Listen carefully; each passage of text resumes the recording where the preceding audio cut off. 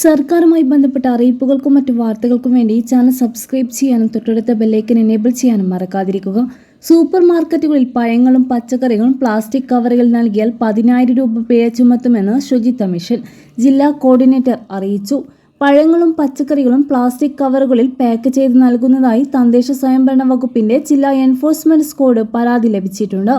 2020 ജനുവരി 27 പരിസ്ഥിതി വകുപ്പിന്റെ ഉത്തരവ് പ്രകാരം പഴം, പച്ചക്കറി എന്നിവ പ്ലാസ്റ്റിക് കവറിൽ പൊതിഞ്ഞ് വിൽക്കുന്നത് നിരോധിച്ചിട്ടുള്ളതാണ് എന്ന് ശുചിത്വ മിഷൻ കോർഡിനേറ്റർ അറിയിച്ചു. പഴങ്ങൾ, പച്ചക്കറിയിൽ പ്ലാസ്റ്റിക് കവറിൽ നൽകിയാൽ 10,000 രൂപയാണ് പിഴ ഈടാക്കിയിരിക്കുന്നത്. സംസ്ഥാനത്തെ എല്ലാ സൂപ്പർ മാർക്കറ്റുകളും അതുപോലെ തന്നെ പഴം, പച്ചക്കറി വിൽക്കുന്ന മറ്റ് സ്ഥാപനങ്ങൾക്കും ഇത് ബാധകമാണ്. ഗുണഭോക്താക്കളിൽ നിന്നല്ല ഈ പണം ഈടാക്കുന്നത്. അതിനാൽ തന്നെ എല്ലാ സൂപ്പർ മാർക്കറ്റുകളും മറ്റു സ്ഥാപനങ്ങളും പ്ലാസ്റ്റിക് കവറ് പൂർണ്ണമായി ഒഴിവാക്കി തുണിസഞ്ചിയിലോ മറ്റും പഴങ്ങളും പച്ചക്കറിയും നൽകാൻ ശ്രമിക്കുക എന്നാണ് ജില്ലാ മിഷൻ അറിയിച്ചിരിക്കുന്നത്.